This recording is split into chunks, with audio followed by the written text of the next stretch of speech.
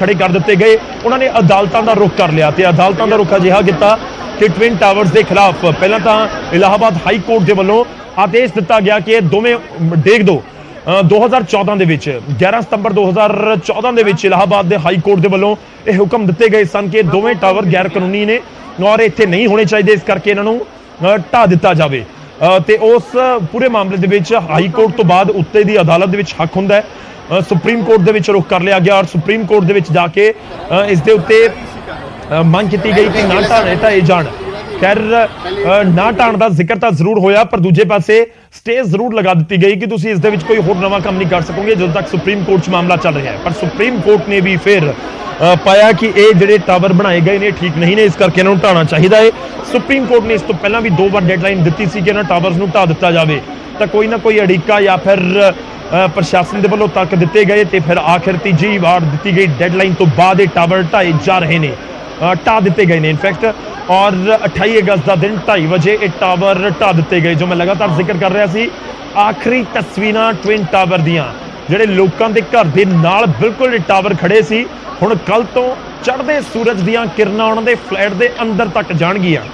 Twin tower नूं ढाउण दा जिन्ना इस समय क्रेडिट जा रहा है अदालतां नूं, ते दूजे पासे उन्ना ही सकून उन्हां लोकां नूं आ रहा जिन्हां ने इन्हां दे खिलाफ जंग लड़ी, जिन्हां ने बिल्डर्स के खिलाफ, जिन्हां ने उन्हां लोकां दे जिन्हां दे कोल पैसे की कोई कमी नहीं, उन्हां लोकां दे खिलाफ जंग लड़ी ते जित्ती, ते ट्विन टावर हुण बिल्कुल ढह ढेरी कर दिते गए ने।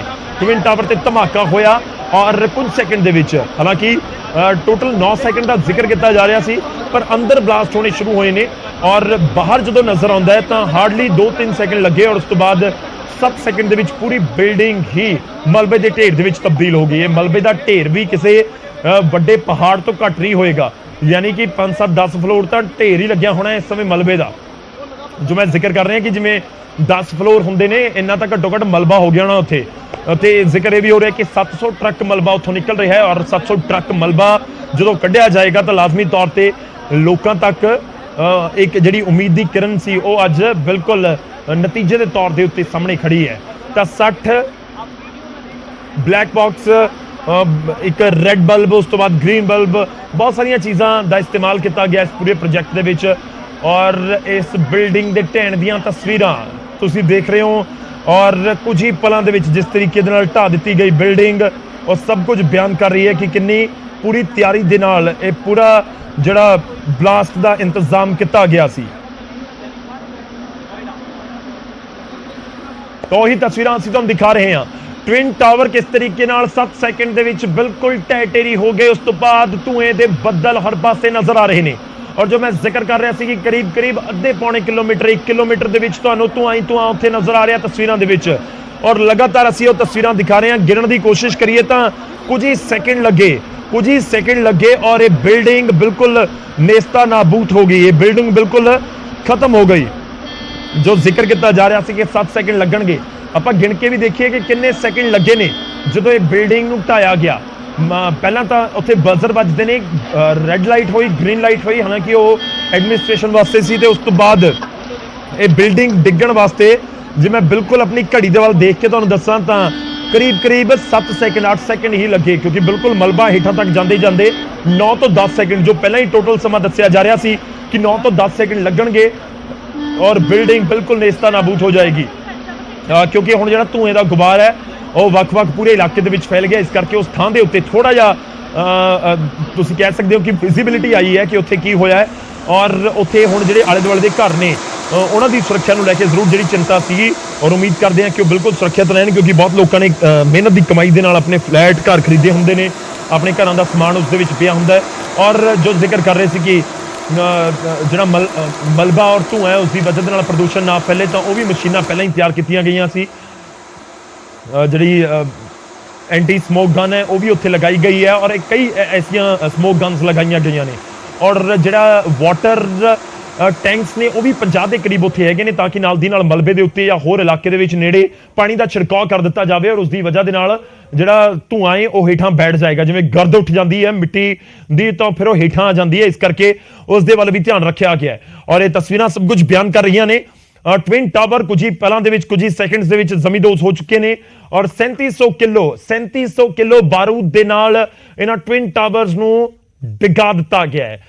कई सैकड़े लेबर वाले इस लगे होंगे, मिस्त्री इंजीनियर्स लगे होंगे जिन्हों के वालों पूरा टावर तैयार किया गया और टना के हिसाब नाल सरिया होर जिहड़ा इस दे विच रेता सीमेंट बजरी सारिया चीज़ों का इस्तेमाल होया होएगा इसनूं खड़ा करने के लिए। बड़े लोगों की मेहनत लगी होनी है, पर जिहड़े लोगों की मेहनत लगी है वह लोगों दे वल्लों उन्हां तो जो काम करवा रहा सी, यानी कि जिन्हां दा पैसा लग रहा सी या जिहड़े इसनूं बनवा रहे सी, यानी उन्होंने परवाह नहीं की तो उसका नतीजा है कि कुछ सैकंड के विच ही बिल्डिंग बिल्कुल सुआह हो गई ते बिल्डिंग का नामो निशान मिट गया। बस ये हुण तस्वीरां बाकी ने, ये ढहण दीयां तस्वीरां, बिल्डिंग के खड़े होने दीयां तस्वीरां, लोगों के दफ्तरां दे विच चक्कर कट्टण दी दास्तान, लोगों का दुख दर्द कि आखिर किस तरीके नाल ट्विन टावर की वजह दे नाल दिक्कत दे विच सी, उही सब कुछ बाकी है। बिल्डिंग कुछ नहीं, बिल्डिंग का हुण कुछ भी बाकी नहीं, बस मलबा ही मलबा है। मलबा भी उत्थों हटा दिता जाएगा और पिछे फिर बिल्कुल एक पद्धरा मैदान कर दिता जाएगा और वक्-वक् थावां तो असीं तस्वीरां तुहानूं दिखा रहे हैं और ट्विन टावर जो गिराए गए ने उत्थे दीयां तस्वीरां असीं तुहानूं दिखा रहे हैं। नेड़े बिल्कुल बहुत नज़दीक एक कैमरा लग्या होया है जिहड़ा उस दीयां तस्वीरां ने तुहाडे खब्बे पासे स्क्रीन दे उत्ते, तो वो जिहड़ा बिल्कुल एक रिवर्स शॉट की तरह दिखा रहे हैं ताकि जिहड़ी बिल्डिंग डिग रही सी वो किवें डिगी है। बिल्कुल कुछ सैकंड की तस्वीर है, बिल्कुल नीचे डिगदी हुई और फिर एक बार रिवर्स तो नजर आएगा कि किवें वो पूरी बिल्डिंग ऊपर वापस आती है। वो बिल्कुल रिवर्स शॉट करके दिखाया गया तो दूजे पासे जी साडे कैमरे लगे हुए सी वक्-वक् थावां दे उत्ते और वो भी तुहानूं दिखा रहे हैं कि किस तरीके दे नाल बिल्कुल जमींदोज हो गए ने ये दोनों ट्विन टावर। और काबिल गौर ये भी है कि तुसीं जिहड़े नेड़े बाकी दे टावर ने वो देखो तो बिल्कुल एवें दे लगदे हैं कि जिवें 2-4 ही फ्लोर होण, बिल्कुल हाफ लग रहा है नेड़े दा टावर, यानी कि वो 25-30 फ्लोर उस दे विच कहे जा सकते हैं कि 25 होणगे, 28 होणगे, 30 होणगे या उसके आस पास होणगे, पर दूजे पासे तो बहुत फ्लोर सीगे कि किन्ने ज़्यादा फ्लोर, एक पासे 102 मीटर उच्ची बिल्डिंग और ये ट्विन टावर्स। ये भी कहा जाता है कि इस दे विच कुछ शोरूम भी बनाए गए सी, यानी कि पैसा कमाउण दा कोई तरीका नहीं छड्डिया सी कि हर पासे तो पैसा आ जाए। पहला तो ग्रीन एरिया की जमीन उसके उत्ते बिल्डर ने बनाना शुरू कर दिता टावर, लोगों को फ्लैट बेचने शुरू कर दिते, उन्होंने तो EMIs लेनियां शुरू कर दित्तियां ते उस तो बाद उत्थे शोरूम भी बना दिते ताकि हेठां वाले शोरूम महंगे बेचांगे, उपर वाला जिहड़ा टावर दे विच फ्लैट होणगे वो लोगों को थोड़े घट रेट हुंदा शोरूम्स दे नालों। तो उस तरीके नाल पूरी प्लैनिंग दे नाल सब कुछ ठीक सी, बस नीयत ठीक नहीं नजर आई कि जे वही ठीक हुंदी तो अज बिल्डिंग बाकी बहुत खूबसूरत और शायद लोग नेड़े इसके जाके सैल्फियां भी खिचवाते, हुण तक भी शायद खिचवाते रहे होण, पर जो भ्रिष्टाचार इस तरीके नाल किता होवे और लोगों की कमाई के उत्ते डाका मारन की कोशिश होवे, उन्हां दी परवाह ना कीती जावे, तो फिर उसका अंजाम यही हुंदा है जो टीवी स्क्रीन के उत्ते इस समय तुसीं देख रहे हो। बिल्कुल ताश के पत्तियां की तरह कुछ ही सैकंड दे विच ये बिल्कुल नेस्ता नाबूद हो गई और बिल्कुल मलबे के ढेर दे विच तब्दील हो गई। मलबे का ढेर तो कुछ घंटिया बाद दिखेगा, फिलहाल धुएं का गुबार बदल धुएं का पूरा नजर आ रहा है और नेड़े के इलाके तो पहले ही खाली करवाए गए सी, 1300-1400 फ्लैट उत्थे खाली करवाए गए सी ताकि लोगों को कोई दिक्कत ना होवे और लोगों ने बहुत इंतजाम किए अपने जिहड़े नेड़े रहिंदे सी उत्थे, उन्होंने खुद बहुत टेंशन सी कि जो ये डिगणगे तो साडी बिल्डिंग वाले पासे कुछ ना हो जाए, साडे घर नूं कोई नुकसान ना पहुंच जाए। बड़ी चिंता हुंदी है जो तुहाडा घर दा सारा समान उत्थे पिया होवे, तुहाडी कमाई उस फ्लैट के उत्ते लगी हुई है, हुण बाद दे विच जे रब ना करे कोई 19 होवे तो बाद दे विच मुआवजा मिलेगा नहीं मिलेगा, कदों मिलेगा, किवें मिलेगा, किस दे थ्रू मिलेगा, बहुत सारे सवाल हुंदे ने। एक बारी तो बंदा बेघर हो जाता है। खैर फिलहाल अजिही कोई खबर नहीं है और राहत भरी गल है उन्होंने लोगों के जिहड़े आले दुआले फ्लैट्स टावर्स दे विच रह रहे हैं और ये तस्वीर उन्होंने लोगों के लिए राहत है कि हुण ढह ढेरी तो हो चुके हैं, मलबा पूरा उत्थे खिंडिया होया नजर आएगा, लोगों के घरों के अंदर धूड़ मिट्टी सब कुछ जमा हो गई होएगी, हो सकता कि तुहाडे घरों के जिहड़े उत्थे नेड़े दे लोग रहिंदे ने उन्हां दे घरों दे विच शीशे जिहड़े लगे सी टुट गए होण, उत्थे समान नूं नुकसान पहुंचा होवे, पर उम्मीद करते हैं कि तुहाडे फ्लैट तुहाडा पूरी बिल्डिंग बिल्कुल सुरक्षित होवेगी जिवें पहलां जिहड़ियां अथॉरिटीज़ ने या फिर जिहड़े होर अधिकारी या जिहड़े टैक्नीकल एक्सपर्ट्स हुंदे ने इस पूरीआं बिल्डिंग्स नूं बनाउण वाले इंजीनियर्स उन्हां दे वल्लों कहा जा रहा सी, हालांकि वो भी खदशा तो जता रहे सीगे कि इस तरीके नाल कोई दिक्कत हो सकती है, पर एक धमाके ने काम तमाम कर दिता है। तस्वीरां सब कुछ बयान कर रही ने। टाइम बंब ट्विन टावर दे विच लगाया ते उसका नतीजा की आया है वो तुहाडी टीवी स्क्रीन दे उत्ते है। ਹੁਣ ਮੈਂ ਗੱਲ ਕਰਾਂ ਕਿ ਆਖਿਰ ਕਿਉਂ ਇਹ ਢਾ ਦਿੱਤੇ ਗਏ। ਇਸ ਕਰਕੇ ਢਾ ਦਿੱਤੇ ਗਏ ਕਿਉਂਕਿ ਭ੍ਰਿਸ਼ਟਾਚਾਰ ਹੋਇਆ ਸੀ। ਇਸ ਕਰਕੇ ਢਾ ਦਿੱਤੇ ਗਏ ਕਿਉਂਕਿ ਇੱਥੇ ਤਾਂ ਕੋਈ ਪਾਰਕ ਹੋਣਾ ਚਾਹੀਦਾ ਸੀ। ਇਸ ਕਰਕੇ ਢਾ ਦਿੱਤੇ ਗਏ ਕਿਉਂਕਿ ਲੋਕਾਂ ਦੀ ਪਰਵਾਹ ਨਹੀਂ ਕੀਤੀ ਗਈ, ਉਹਨਾਂ ਦੇ ਪੈਸਿਆਂ ਦੀ। ਨਾ ਤਾਂ ਉਸ ਦੇ ਨੇੜੇ ਰਹਿਣ ਵਾਲੇ ਲੋਕਾਂ ਦੀ ਪਰਵਾਹ ਕੀਤੀ ਗਈ, ਨਾ ਜਿਹੜੇ ਉਸ ਦੇ ਵਿੱਚ ਪੈਸਾ ਲਗਾ ਰਹੇ ਸੀ ਉਹਨਾਂ ਦੇ ਪੈਸੇ ਦੀ ਪਰਵਾਹ ਕੀਤੀ ਗਈ। ਤੇ ਅਜਿਹਾ ਜਾਰੀ ਰੱਖਿਆ ਗਿਆ। ਟਾਵਰ ਅੱਗੇ ਬਣਦੇ ਗਏ। ਜਿਹੜੇ ਨੇੜੇ ਵੀ ਲੋਕ ਰਹਿੰਦੇ ਹੋਣਗੇ ਸ਼ਾਇਦ ਉਹਨਾਂ ਨੇ ਵੀ ਪਹਿਲਾਂ ਸੋਚਿਆ ਹੋਵੇਗਾ ਕਿ ਕੋਈ ਗੱਲ ਨਹੀਂ, ਬਣ ਰਿਹਾ ਹੈ, ਸ਼ਾਇਦ ਇਹ ਸਾਡੇ ਜਿੰਨਾ ਸਾਡਾ ਟਾਵਰ ਹੈ 10 15 20 ਫਲੋਰ ਦਾ ਉਸ ਦੇ ਬਰਾਬਰ ਹੋ ਜਾਏਗਾ। ਪਰ ਨਹੀਂ, ਇਹ ਟਾਵਰ ਤਾਂ ਲਗਾਤਾਰ ਬਣਾਉਂਦੇ ਹੀ ਗਏ ਔਰ ਡਬਲ ਬਣਾ ਕੇ ਰੱਖ ਦਿੱਤਾ। ਤਾਂ ਇੰਨਾ ਉੱਚਾ ਟਾਵਰ ਤੁਹਾਡੇ ਘਰ ਦੇ ਨਾਲ ਲਿਆ ਕੇ ਖੜਾ ਕਰ ਦਿੱਤਾ। ਹੁਣ ਨਿਯਮ ਦੇ ਮੁਤਾਬਿਕ ਹੋਵੇ ਤਾਂ ਕੋਈ ਕੁਝ ਨਹੀਂ ਕਰ ਸਕਦਾ, ਬੇਸ਼ੱਕ ਆਪਾਂ ਨੂੰ ਦਿੱਕਤ ਵੀ ਹੋਵੇ, ਪਰ ਜਦ ਨਿਯਮ ਦੇ ਖਿਲਾਫ ਹੈ ਔਰ ਜਦੋਂ ਜਿਹਨੇ ਉੱਥੇ ਜਾ ਕੇ ਫਲੈਟ ਖਰੀਦਿਆ ਤਾਂ ਉਸਦੇ ਨੇੜੇ ਕੋਈ ਇਸ ਤਰੀਕੇ ਦਾ ਟਾਵਰ ਨਹੀਂ ਹੋਏਗਾ। ਇਹ ਵੀ ਕਿਹਾ ਗਿਆ ਕਿ ਨੇੜੇ ਉਸਦੇ ਪਾਰਕ ਹੋਏਗਾ। ਤੁਹਾਡਾ ਤਾਂ ਫਲੈਟ ਪਾਰਕ ਫੇਸਿੰਗ ਹੈ, ਤੁਹਾਡੇ ਤਾਂ ਸਵੇਰੇ ਧੁੱਪ ਆਇਆ ਕਰੇਗੀ, ਸ਼ਾਮ ਨੂੰ ਧੁੱਪ ਆਇਆ ਕਰੇਗੀ। ਇਹ ਬੜੀਆਂ ਗੱਲਾਂ ਹੁੰਦੀਆਂ ਨੇ ਜਦੋਂ ਤੁਸੀਂ ਕੋਈ ਇਸ ਤਰੀਕੇ ਨਾਲ ਵੱਡੇ ਸ਼ਹਿਰ ਦੇ ਵਿੱਚ ਫਲੈਟ ਖਰੀਦਣ ਜਾਂਦੇ ਹੋ। ਤਾਂ ਉਹੀ ਨਤੀਜਾ ਸੀ ਕਿ ਲੋਕਾਂ ਦਾ ਇੱਕ ਤਰੀਕੇ ਨਾਲ ਗੁੱਸਾ ਕਿ ਉਹ ਅਦਾਲਤ ਪਹੁੰਚ ਗਏ ਤੇ ਅਦਾਲਤ ਪਹੁੰਚ ਕੇ ਉਹਨਾਂ ਦੇ ਵੱਲੋਂ ਜਿਹੜੇ ਟਵਿਨ ਟਾਵਰਸ ਦੇ ਖਿਲਾਫ, ਇਸ ਕੰਪਨੀ ਦੇ ਖਿਲਾਫ ਮੋਰਚਾ ਖੋਲ ਦਿੱਤਾ ਗਿਆ ਤੇ ਉਸ ਤੋਂ ਬਾਅਦ ਜਿਹੜੇ ਅਦਾਲਤ ਦੇ ਵੱਲੋਂ ਆਦੇਸ਼ ਦਿੱਤੇ ਗਏ ਕਿ ਇਸ ਟਵਿਨ ਟਾਵਰਸ ਨੂੰ ਢਾ ਦਿਓ।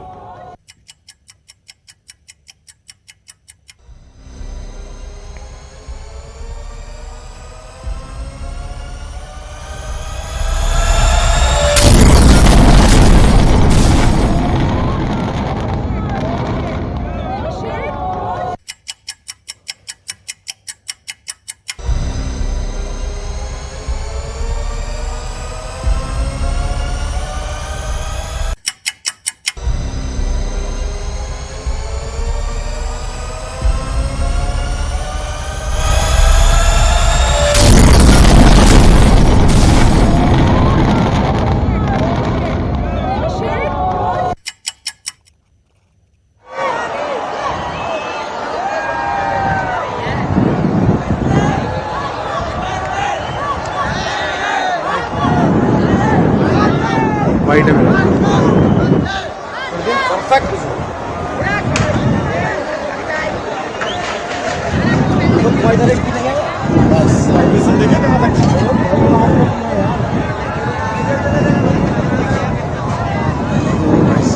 देखो टेढ़ा हुआ यार, बिल्कुल नीचे गया ना।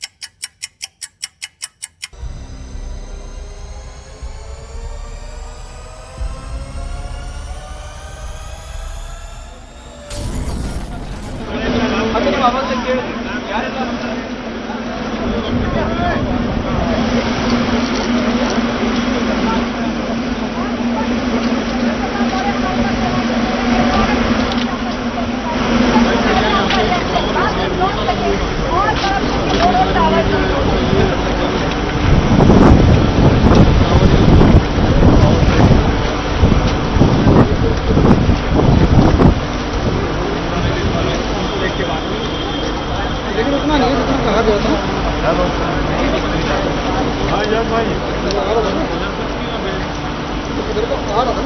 लोग इसे लाइव ट्रेन चल रहा है, मैंने कहा लाइव पे रखो।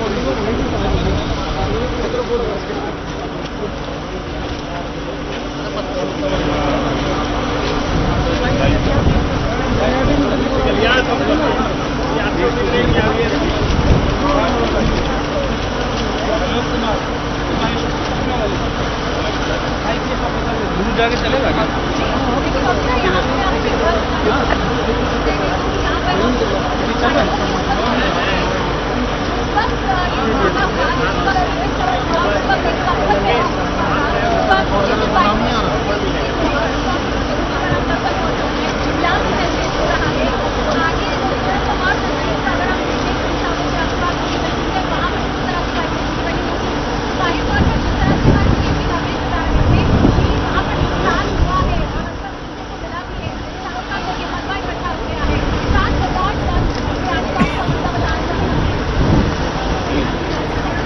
ਤਾਂ ਟਵਿਨ ਟਾਵਰ ਨੂੰ ਢਾਉਣ ਦੀਆਂ ਤਸਵੀਰਾਂ ਸਾਹਮਣੇ ਆਈਆਂ ਨੇ ਔਰ ਕਿੰਨੇ ਦੂਰ ਤੋਂ ਇਹ ਤਸਵੀਰਾਂ ਦੇਖੀਆਂ ਜਾ ਰਹੀਆਂ ਸੀ, ਕਿੰਨੀ ਦੂਰ ਤੋਂ ਇਸ ਮਲਬੇ ਦਾ ਧੂਏ ਦਾ ਗੁਬਾਰ ਜਾਂ ਫਿਰ ਆਵਾਜ਼ਾਂ ਨੂੰ ਸੁਣਿਆ ਗਿਆ ਔਰ ਕਰੀਬ 10 ਕਿਲੋਮੀਟਰ ਦਾ ਏਰੀਆ ਕਿਹਾ ਜਾ ਰਿਹਾ ਜਿੱਥੋਂ ਇਹ ਬਹੁਤ ਦੂਰ ਤੋਂ ਦੇਖਿਆ ਗਿਆ। ਧਮਾਕੇ ਤੋਂ ਬਾਅਦ ਪੂਰੇ ਇਲਾਕੇ ਦੇ ਵਿੱਚ ਧੂਏ ਦਾ ਗੁਬਾਰ ਉੱਠਿਆ ਔਰ ਟਵਿਨ ਟਾਵਰ ਜ਼ਮੀਨਦੋਜ਼ ਹੋ ਚੁੱਕਿਆ ਹੈ ਔਰ ਕੁਝ ਹੀ ਸੈਕਿੰਡ ਦੇ ਵਿੱਚ ਵਰਿਆਂ ਦੀ ਮਿਹਨਤ ਹੋਏਗੀ। ਜੇਕਰ ਇਸ ਟਵਿਨ ਟਾਵਰ ਨੂੰ ਬਣਾਉਣ ਦਾ ਅਸੀਂ ਜ਼ਿਕਰ ਕਰੀਏ ਤਾਂ ਕਈ ਸਾਲ ਲੱਗੇ ਹੋਣੇ ਆ ਇਸ ਪੂਰੇ ਟਵਿਨ ਟਾਵਰ ਨੂੰ ਖੜਾ ਕਰਨ ਦੇ ਵਿੱਚ ਔਰ 7 ਸੈਕਿੰਡ ਦੇ ਵਿੱਚ ਇਹ ਪੂਰੀ ਇਮਾਰਤ ਮਲਬੇ ਦੇ ਵਿੱਚ ਤਬਦੀਲ ਹੋ ਗਈ ਔਰ ਵਜ੍ਹਾ ਵੀ ਇਹੀ ਹੈ ਕਿ ਭ੍ਰਿਸ਼ਟਾਚਾਰ ਅਜਿਹਾ ਹੋਇਆ।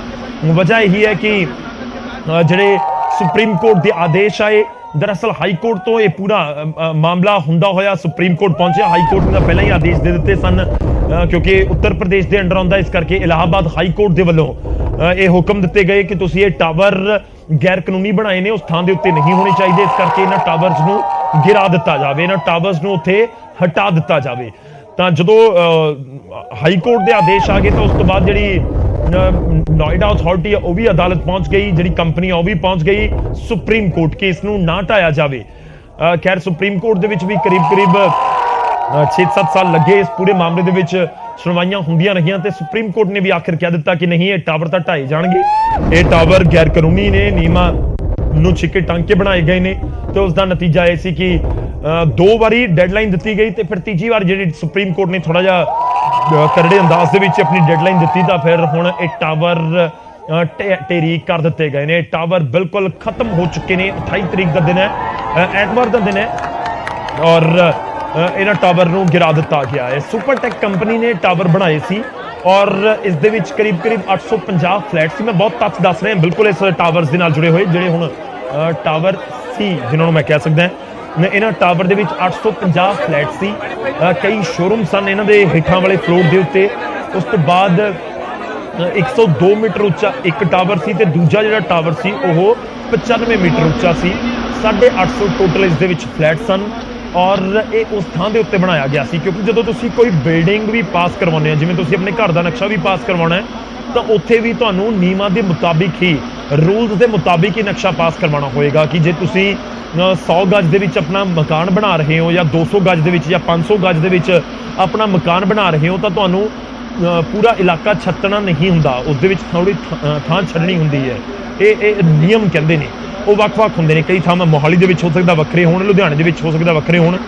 ਤਾਂ ਇਸ ਕਰਕੇ ਇਹ ਰੂਲਸ ਹੈ ਕਿ ਤੁਸੀਂ ਜਦੋਂ ਕੋਈ ਟਾਵਰ ਖੜਾ ਕਰ ਰਹੇ ਹੋ ਤਾਂ ਉਸ ਦੇ ਆਸ-ਪਾਸ ਕਿਸ ਤਰੀਕੇ ਦੇ ਅਰੇਂਜਮੈਂਟ ਨੇ, ਉੱਥੇ ਪਾਰਕਿੰਗ ਦਾ ਕੀ ਅਰੇਂਜਮੈਂਟ ਹੋਏਗਾ, ਜੇਕਰ ਉੱਥੇ ਕੋਈ ਕੱਲ ਨੂੰ 19 ਹੁੰਦੀ ਹੈ ਯਾਨੀ ਕਿ ਕੋਈ ਅੱਗ ਲੱਗਣ ਵਰਗੀ ਘਟਨਾ ਹੁੰਦੀ ਹੈ ਤਾਂ ਫਿਰ ਉੱਥੇ ਕੀ ਇੰਤਜ਼ਾਮ ਹੋਣਗੇ, ਉੱਥੇ ਗ੍ਰੀਨਰੀ ਕਿੰਨੀ ਛੱਡੀ ਗਈ ਹੈ। ਕਿਉਂਕਿ ਜਦੋਂ ਤੁਸੀਂ 850 ਫਲੈਟ ਬਣਾ ਦਿੱਤੇ ਯਾਨੀ ਕਿ ਉੱਥੇ 800-850 ਪਰਿਵਾਰ ਰਹਿ ਰਹੇ ਹੋਣਗੇ ਤਾਂ ਜੇ ਆਪਾਂ 900 ਫਲੈਟ ਦੇ ਹਿਸਾਬ ਦੇ ਨਾਲ ਦੇਖੀਏ ਕਰੀਬ 850 ਫਲੈਟ ਆ ਉੱਥੇ।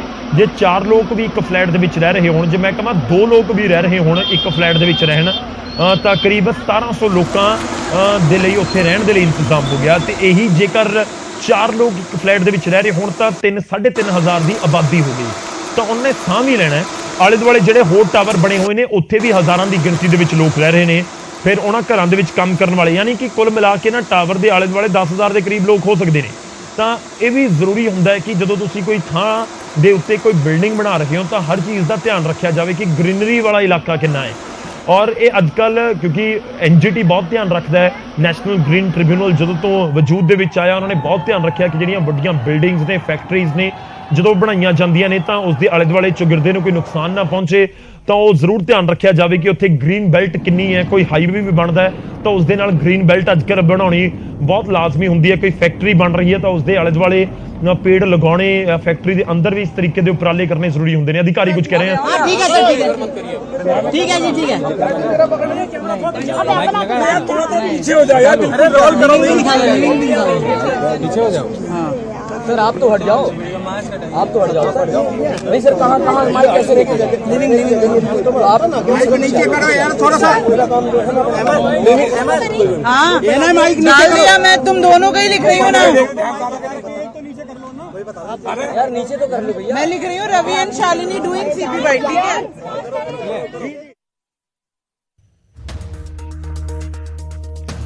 ਤਾਂ ਅਧਿਕਾਰੀਆਂ ਦੇ ਨਾਲ ਗੱਲਬਾਤ ਕਰਨ ਦੀ ਕੋਸ਼ਿਸ਼ ਉੱਤੇ ਮੀਡੀਆ ਦੇ ਮੁਲਾਜ਼ਮ ਜ਼ਰੂਰ ਕਰ ਰਹੇ ਨੇ ਤੇ ਕੀ ਕੁਝ ਉਹਨਾਂ ਦਾ ਕਹਿਣਾ ਹੈ, ਕਿਉਂਕਿ ਲਾਜ਼ਮੀ ਤੌਰ ਤੇ ਸਿਰਫ ਇਸ ਟਾਵਰ ਨੂੰ ਲੈ ਕੇ ਨਹੀਂ ਬਲਕਿ ਜਿਹੜੇ ਆਲੇ ਦੁਆਲੇ ਦੇ ਹੋਰ ਟਾਵਰ ਨੇ ਉਹਨਾਂ ਨੂੰ ਲੈ ਕੇ ਵੀ ਚਿੰਤਾ ਇੱਕ ਜ਼ਰੂਰ ਲੋਕਾਂ ਦੇ ਮਨ ਦੇ ਵਿੱਚ ਹੈਗੀ। ਇਸ ਕਰਕੇ ਉਹ ਵੀ ਲੋਕ ਜਾਣਨਾ ਚਾਹੁੰਦੇ ਨੇ ਕਿ ਉਹਨਾਂ ਦੀ ਸਥਿਤੀ ਇਸ ਸਮੇਂ ਕਿਹੋ ਜਿਹੀ ਹੈ, ਕਿੰਨੀ ਦੇਰ ਅੰਡਰ ਆਬਜ਼ਰਵੇਸ਼ਨ ਰੱਖਿਆ ਜਾਏਗਾ। ਕੋਸ਼ਿਸ਼ ਕਰਦੇ ਹਾਂ ਦੁਬਾਰਾ ਜਿਹੜੇ आईपीएस अधिकारी ने ਉੱਥੇ ਕੀ ਕੁਝ ਬੋਲ ਰਹੇ ਨੇ।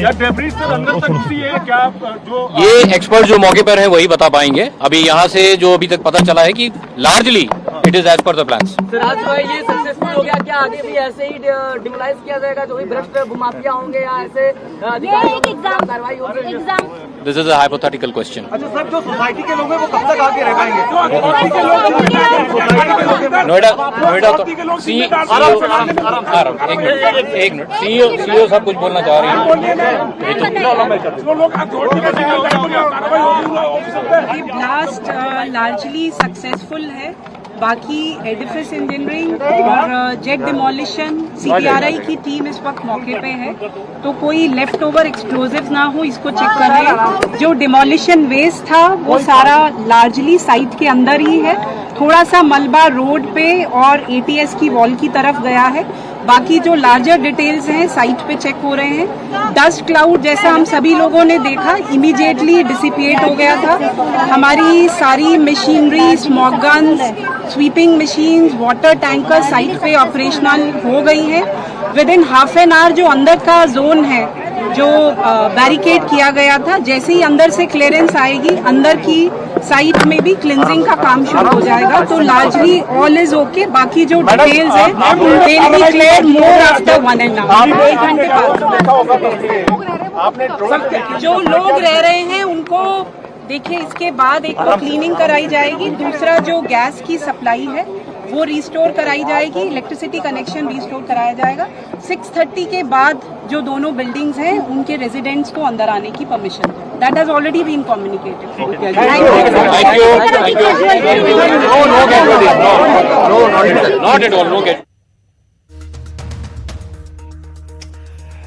ਤੇ ਜਿਹੜੇ ਨੋਇਡਾ ਦੇ ਕਮਿਸ਼ਨਰ ਨੇ ਉਹਨਾਂ ਦੇ ਵੱਲੋਂ ਵੀ ਇਹ ਪੂਰੀ ਜਾਣਕਾਰੀ ਦਿੱਤੀ ਗਈ ਕਿ ਅੰਡਰ ਕੰਟਰੋਲ ਹੈ, ਐਸ ਪਰ ਪਲਾਨ ਸੀ। ਜੋ ਕੁਝ ਵੀ ਪਹਿਲਾਂ ਤੋਂ ਹੀ ਪੂਰਾ ਪਲਾਨ ਕੀਤਾ ਗਿਆ ਸੀ ਕਿ ਆਖਿਰ ਕੀ ਕੁਝ ਕਰਨਾ, ਉਸ ਦੇ ਮੁਤਾਬਿਕ ਹੀ ਹੋਇਆ। ਜਿਹੜੇ ਨੋਇਡਾ ਦੇ ਅਧਿਕਾਰੀ ਉੱਥੇ ਨੋਇਡਾ ਪ੍ਰਾਧਿਕਰਨ ਦੇ ਅਧਿਕਾਰੀ ਨੇ ਉਹ ਵੀ ਉਹਨਾਂ ਦੇ ਵੱਲੋਂ ਕਿਹਾ ਗਿਆ ਕਿ ਮੁੱਢਲੇ ਤੌਰ ਦੇ ਉੱਤੇ ਜੋ ਜਾਣਕਾਰੀ ਪਹੁੰਚੀ ਹੈ ਕਿ ਜਿਹੜੇ ਨੇੜੇ ਟਾਵਰਸ ਨੇ, ਇੱਕ ATS ਦਾ ਟਾਵਰ ਸੀ ਉਸ ਦੇ ਵਾਲੇ ਪਾਸੇ ਥੋੜਾ ਜਿਹਾ ਮਲਬਾ ਗਿਆ ਹੈ ਤੇ ਬਾਕੀ ਥੋੜਾ ਅੱਧੇ ਪੌਣੇ ਘੰਟੇ ਦੇ ਵਿੱਚ ਸਥਿਤੀ ਕਲੀਅਰ ਹੋਏਗੀ ਕਿ ਆਖਿਰ ਕੀ ਕੁਝ ਹੈ।